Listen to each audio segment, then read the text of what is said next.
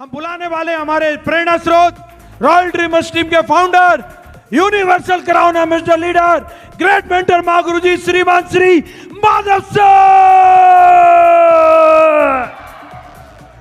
जोरदार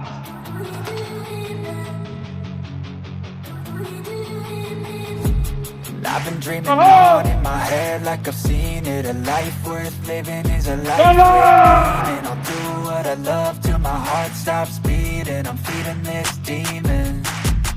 Got a taste, can't erase it. Every day till your dreams fade away. Like a card, never change. Play the game that we say. I need a break. Time staying strong. Need to move on to be what I want. Keep dreaming on. Time staying strong. Need to move on to be what I want. I'll keep dreaming on.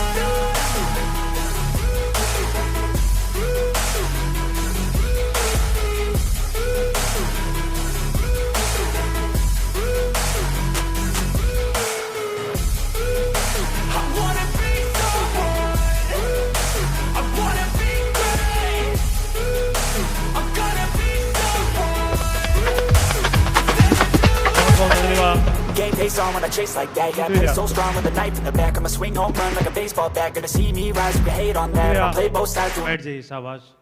बहुत बहुत धन्यवाद आप सभी का। Please बैठ जाइए।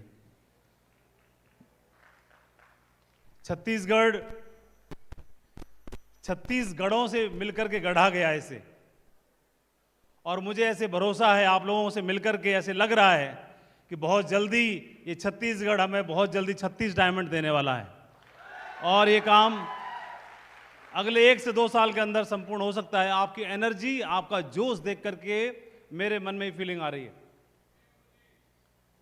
और किसी भी शहर में बहुत कम समय के अंदर, इतनी शॉर्टेस्ट समय के अंदर इतनी बड़ी टीम बनाना ये मोर नॉर्मल और साधारण बात नहीं है। इतने कम समय के अंदर कोई एक लीडर एक शहर से दूसरे शहर में आता है अकेला, और यहाँ आकर के ये अपने आप में एक विश्वास दिलाने के लिए एक एविडेंस, अपने आप में एक एविडेंस काफ़ी है कि एक लीडर आकर के और एक नई जगह पे काम करके अपना डायमंडशिप तक का अपना सपना पूरा कर सकता है। आपके सामने उदाहरण है, आपके सामने एग्जाम्पल है। एक जॉब करने वाला व्यक्ति किस तरह से पार्ट टाइम से काम करके शुरुआत करके और अपने मंजिल तक पहुंचता है, यही अपने आप में एक विश्वास दिलाने के लिए आपके लिए एक एविडेंस है, एक डॉक्यूमेंट बन सकता है आपके लिए, जो आपको भी उस मंजिल पर पहुंचने के लिए प्रेरित कर सकता है, इंस्पायर कर सकता है। आज के हीरो जिन्होंने इस कदम रखा इस बिजनेस में, और जिन्होंने सफल होकर के उन सैकड़ों और हजारों लोगों को विश्वास दिलाने के लिए इंस्पिरेशन बनने का काम किया, उन लोगों को जिनको लगता है कि मैं कर नहीं सकता, जिनको लगता है कि चल नहीं सकता, जिनको लगता है कि हो नहीं सकता, लेकिन कोई एक व्यक्ति जब कर लेता है तब बाकी लोगों को भरोसा हो जाता है कि ये कर सकता है तो मैं भी कर सकता हूं। और ये विश्वास दिलाने का काम श्री राधे श्याम जी ने किया, और अब तक की बेहतरीन तालियां राधे श्याम जी के लिए होनी चाहिए, जिन्होंने एक इंस्पिरेशन बनने का काम किया। बहुत बहुत बधाई इनको और इनके परिवार को। आज के हीरो का बहुत बहुत स्वागत डायमंड क्लब में। और ऐसे लोग जो डायमंड क्लब में अपना स्वागत करते हैं, करवाते हैं, वो सिर्फ अपने परिवार की ज़िंदगी नहीं बदल रहे, अपनी खुद की ज़िंदगी नहीं बदल रहे, बल्कि वो और हजारों लोगों को उम्मीद जगा देते हैं। जब भी कोई इस देश में, कोई हमारी बेटी, कोई हमारा बेटा जब मेडल जीत के लाता है स्पोर्ट्स में, तो उसको देखने के बाद, जीतने के बाद इस देश में लाखों बच्चे स्पोर्ट्स की तैयारी करना शुरू कर देते हैं। जब भी कोई हमारी टीम, क्रिकेट टीम, जब भी कोई बड़ा मैच जीतती है, जब भी कोई अच्छी परफॉर्मेंस देती है, इस देश में हजारों युवा क्रिकेट की तैयारी करने के लिए निकल पड़ते हैं। जब भी किसी गांव में एक बच्चा पुलिस में भर्ती होता है, फौज में भर्ती होता है, टीचर में भर्ती होता है, सरकारी नौकरी में भर्ती होता है, उसकी भर्ती के बाद उस गांव के बच्चे सुबह 4 बजे उठ करके तैयारी करना शुरू कर देते हैं, दौड़ भाग करना शुरू कर देते हैं, क्योंकि वह उनकी उम्मीद जगा देता है। और जब जब कोई एक उम्मीद जगाता है तो निराशा करने वाले, निराशा देने वाले और आपको हताश करने वाले लोगों की कमी नहीं मिलेगी। लेकिन क्योंकि उसी गांव में बोलने के लिए तैयार हैं, बड़ा आया भर्ती होने वाला, बड़ा आया फौज में जाने वाला, बड़ा आया नौकरी में जाने वाला। लेकिन जब भी कोई एक माई का लाल भर्ती होकर दिखा देता है, सबके मुंह पर ताला लगा देता है। और वो ताला लगाने का काम आज टाइगर ने किया, राधे श्याम जी ने किया। और मुझे लगता है कि आज इनके दिलों में चिंगारी जगा दी है और आने वाले समय पूरे हिंदुस्तान के मुंह पर ये ताला लगाएंगे हमारे टाइगर्स, जो डायमंड क्लब तक पहुंच के दिखाएंगे। क्या मैं सही बोल रहा हूं? ये और मुझे भरोसा है आज हम और आप यहां पर बैठे हैं और हर क्लास से लोग होंगे यहां पर, लेकिन ज्यादातर लोग, हम लोग मिडिल क्लास फैमिली से बिलोंग करते हैं। मिडिल क्लास में भी 3 कैटेगरी हैं, एक लोअर मिडिल क्लास, एक मिडिल क्लास और एक हायर मिडिल क्लास। मैक्सिमम जो लोग हैं, हम लोग सब लोग एक ही मेंटेलिटी के लोग रहते हैं और हम सब एक ट्रैप में फंसे हुए हैं, वो सर्वाइवल का। जिस परिवार में जन्म हुआ वो परिवार, हमसे पुरानी पीढ़ी, उससे पिछली पीढ़ी और उससे पिछली पीढ़ी, सब ने अपना जोर लगा लिया, सर्वाइवल के ट्रैप में फंसे हुए हैं। बहुत मेहनत की हमारे पुरखों ने, हमारे पूर्वजों ने, हमारे पिताजी ने, हमारे दादाजी ने, और जो उनसे बेस्ट हो सकता था उन्होंने किया। उनकी मेहनत में, उनके कर्म में कोई भी कमी नहीं थी। लेकिन जितनी उन्होंने मेहनत किया, उसके बाद जो खर्चा चाहिए, जो आमदनी चाहिए, वो हमेशा ही कम पड़ी। और वही पीढ़ी होते होते होते वो बात अब हम तक आ गई और आपको और हमको भी खूब सारे संस्कार मिले उसी परिवार में, मेहनत करने के संस्कार और कुछ कर गुजरने के संस्कार। लेकिन महंगाई इतनी ज्यादा तेजी से बढ़ रही है कि हमारी चाल धीमी पड़ जाती है, हम कितने भी तेज दौड़े। हमारे जीवन के, सबके जीवन के 3 मूलभूत आधार स्तंभ हैं और वो आधार स्तंभ हैं हेल्थ, वेल्थ और हैप्पीनेस। हर आदमी वेल्थ क्रिएट करना चाहता है, जीवन में समृद्ध होना चाहता है। वो चाहता है कि वो और उसका परिवार उस गांव में, उस समाज में, उस मोहल्ले में समृद्ध बने, समृद्धि की ओर जाए।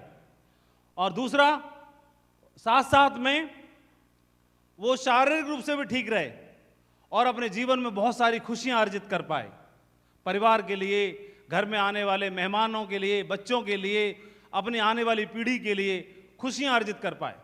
यही मूलभूत स्तंभ है, यही गोल है।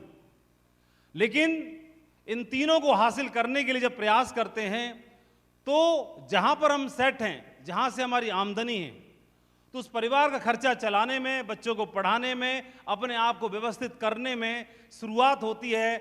बचपन से ही माइंड प्रोग्रामिंग हो जाती है कि बेटा अच्छे से पढ़ना और अच्छे से मत पढ़ना, तू बहुत अच्छे से पढ़ना, महंगाई की मार बहुत तेज है, तेरे को तो भर्ती होना ही पड़ेगा सरकारी नौकरी में, तेरे को तो क्लास 4 की नहीं क्लास 3 में जाना ही पड़ेगा, क्लास 2 में जाना पड़ेगा, और बात बन जाए तो क्लास 1 में चला गया तो परिवार का कल्याण ही हो जाएगा।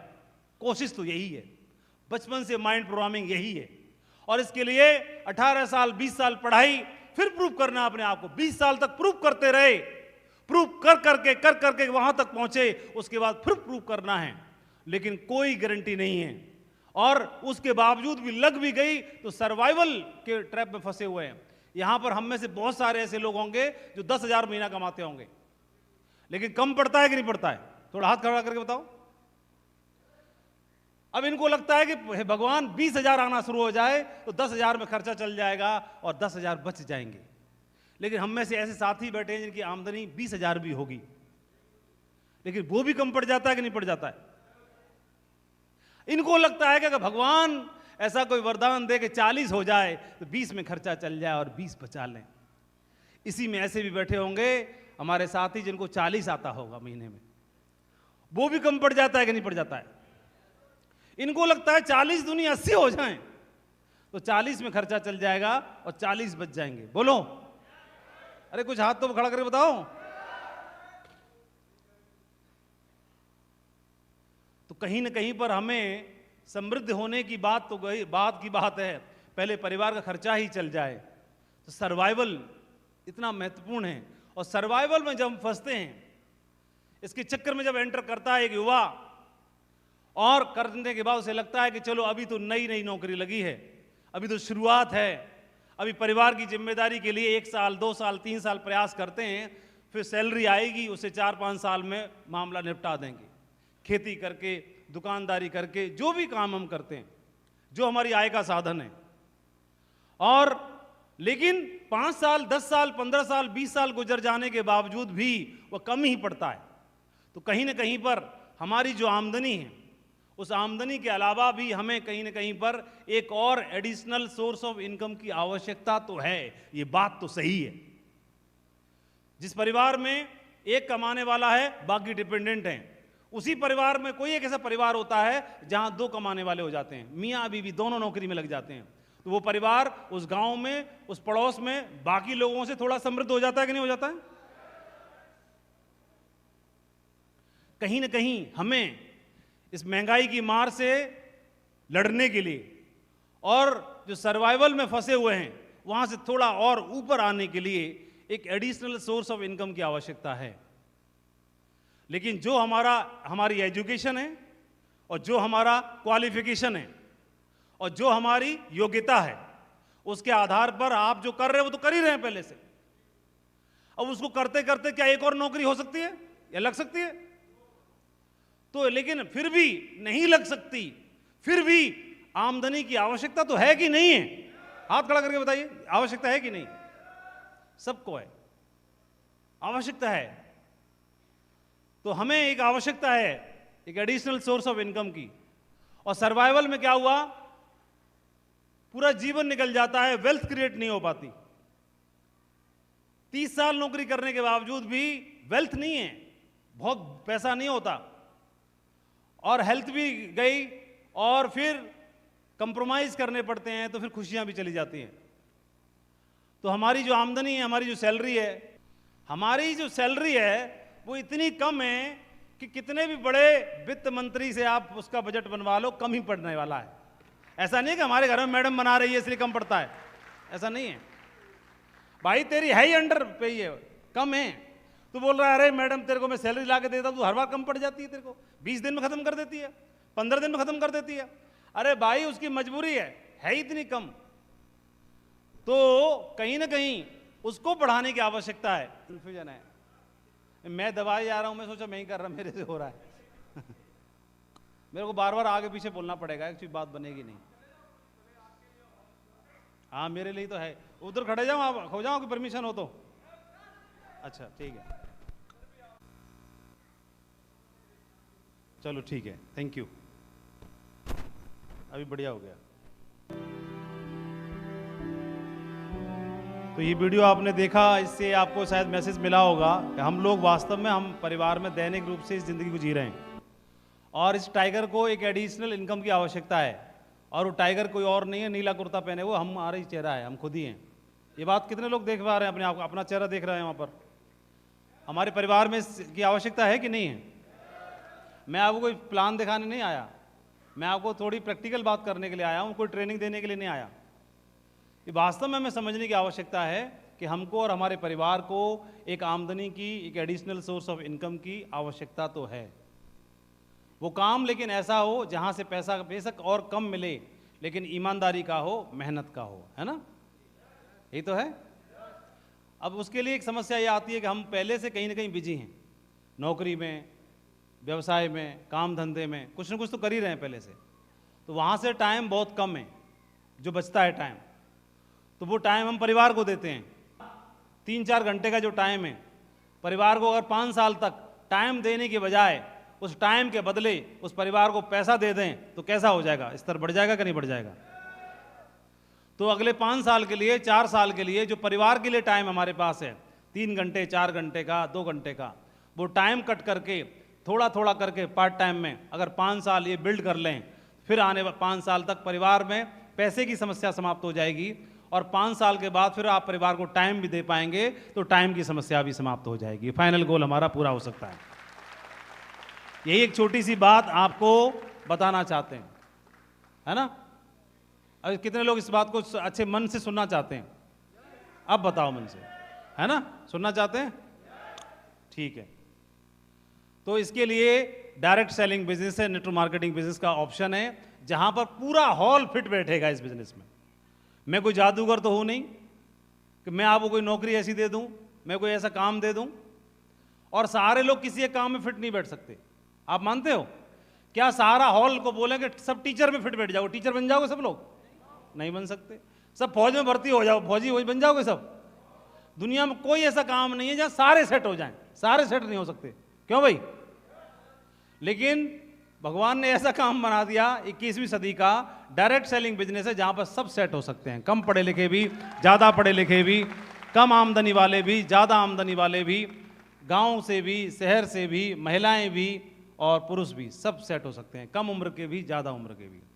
लेकिन मेरा एक प्रश्न है, अब हम तो सब अनाड़ी हैं, अनट्रेंड हैं, और इस काम को करने के लिए उतरे और सीखा हमने कुछ है नहीं, जाना हमने कुछ है नहीं, तो क्या लग रहा है बगैर सीखे बगैर जाने हो जाएगा हमसे? कितने लोग बोल रहे हैं मैं कर लूंगा, मैं चैंपियन हूं? बगैर सीखे नहीं होगा ना?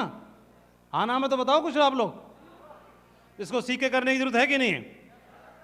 अगर 2-3 साल 3-4 साल इसको सीखते रहें और करते रहें, सीखते रहें करते रहें, सीखते रहें करते रहें, 2-3-4-5 साल, और 5 साल में फिर सीख जाएं, फिर कर लें, तो मामला बढ़िया हो जाएगा कि नहीं हो जाएगा? तो ये बिजनेस है जहां पर सीख के काम करने की आवश्यकता है, और ये बिजनेस है network marketing business, direct selling industry. और इसी में शुद्ध भारतीय कंपनी, जिसकी स्थापना सन 2000 में हुई थी, और 24 साल मतलब इस इंडस्ट्री में कंपनी ने एक बरगद वृक्ष की तरह बन के दिखाया। ऐसा कोई बीज जो बरगद वृक्ष बन जाए तो उसकी डालों पर झूला डाल सकते हैं और झूल सकते हैं, उसे भरोसा किया जा सकता है ना? बोलो, कितने लोगों को लगता है नहीं भरोसा करने के लायक है मामला? 24 साल बेमिसाल सेब शॉप के साथ में, है ना? अब किसी को लग रहा हो, अब आपके मन में कई सारे सवाल होंगे, कई सारे सवाल होंगे। कुछ लोग आपस में भीड़ को देख रहे होंगे, सर वो तो पढ़े लिखे लग रहे हैं, उनका हो गया, हमारा नहीं हो पाया, हम तो मजदूर आदमी हैं, हमारा हो पाएगा कि नहीं हो पाएगा। कई लोगों को लग रहा होगा हम तो बिजी आदमी हैं, हम कहाँ कर पाएंगे इसको, हम तो वेल सेटल्ड हैं। बहुत सारे सवाल आपके मन में होंगे। तो एक तो तरीका है कि आंख बंद करे, कान बंद करके हॉल से बाहर निकल जाए और बंद करे कहानी। और एक तरीका, हमारे मन में सवाल आ रहे हैं 20, तो 20 के 20 सवालों का जवाब हम पता करें और पूछें। दोनों में से कौन सा तरीका बढ़िया है? पूछना बढ़िया है, समझना बढ़िया है? बिल्कुल। तो उसमें से 2-4 का तो जवाब मैं दे देता हूं, जो मन में आ रहा होगा। कॉमन कुछ होते हैं ना। पहला मेरा प्रश्न तो यह है कि अगले 10 साल हैं आपके पास। अभी आप में से उम्र में मेरे को कई लोग युवा भी दिखाई दे रहे हैं 20 साल के, कई लोग थोड़े मेच्योर भी दिखाई दे रहे हैं 40 साल वाले, है ना? और कई लोग 40 साल से ऊपर के भी दिखाई दे रहे हैं, महिलाएं भी दिखाई दे रही हैं, कुछ बच्चा पार्टी भी है 5, 7, 8, 10, 15 साल के, वो तो ले आए होंगे फैमिली की वजह से। सब तरह के लोग हैं। लेकिन मैं ये बोल रहा हूं कि जो भी आपकी उम्र है, 20 साल, 25 साल, 40 साल, 45 साल, 50 साल, जो भी आपकी उम्र है, आपको तो बताइए ना, आपके जीवन के सबसे महत्वपूर्ण समय कौन सा है? सबसे महत्वपूर्ण समय जो आपके, मुझे ऐसे लगता है कि हमारे जीवन का सबसे महत्वपूर्ण जो समय है वो अगले आने वाले 10 साल हैं। आज से अगले आने वाले 10 साल। इसके बाद फिर ज्यादा कुछ बचेगा नहीं क्रीम मामला। चाहे आपकी उम्र 20 की हो, चाहे आपकी उम्र 40 की हो, चाहे 50 की हो। कितने लोग इस बात को एग्री करते हैं? हाथ खड़ा करके बताइए। जो भी तीर चलाना है जीवन में, जो कुछ भी करना है, जो भी आपको कुछ करके जाना है अगली जनरेशन के लिए, तो अगले 10 साल का जो समय है सबसे प्राइम है, सबसे कीमती है। क्या इस बात को आप स्वीकार करते हो सभी लोग? अगर हम बोलें कि मैं बिजी हूं, मेरे पास टाइम नहीं है, मैं कैसे करूंगा, लेकिन या जो कुछ करना भाई तुमको इसी में करना है अगले 10 साल में।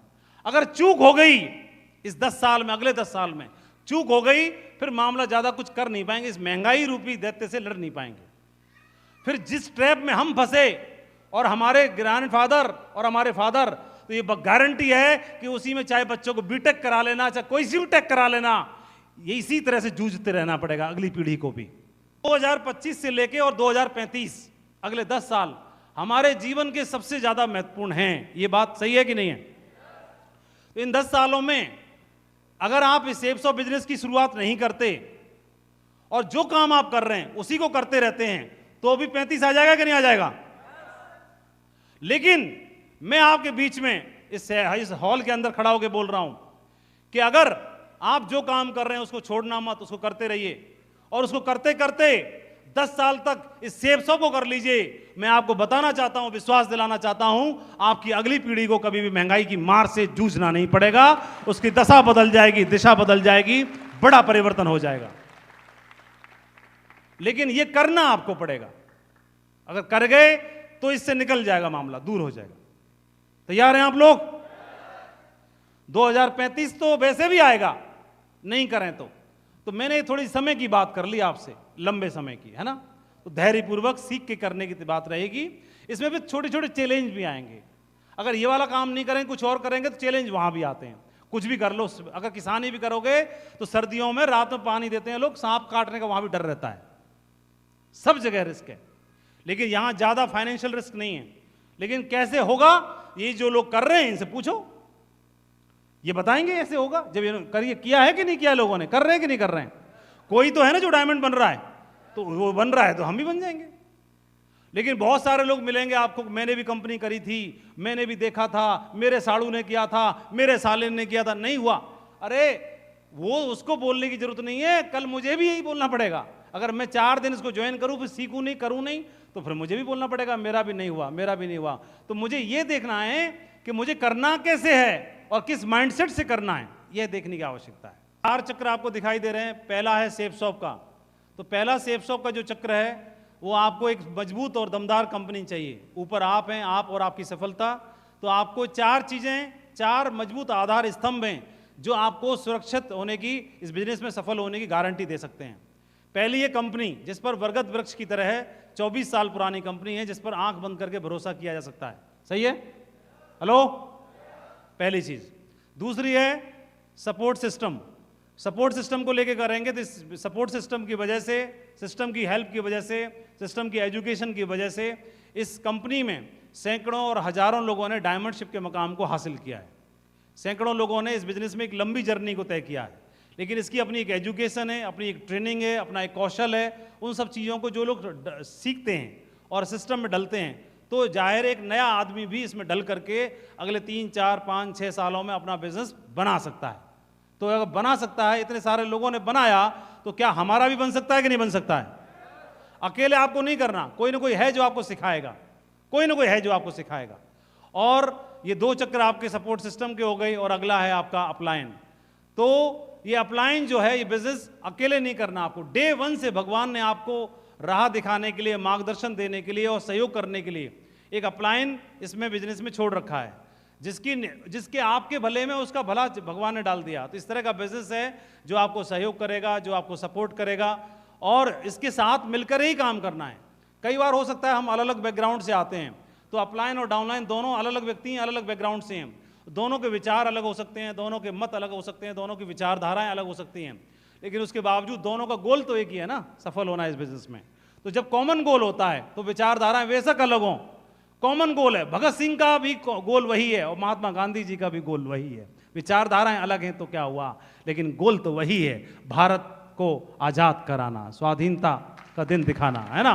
तो हमारा और आपका गोल। तो हमें क्या करना है, पर्सनल ईगो और सारी चीजों को छोड़ करके अपलाइन के साथ तालमेल बना करके बिजनेस को कर लेना है, सीख लेना है।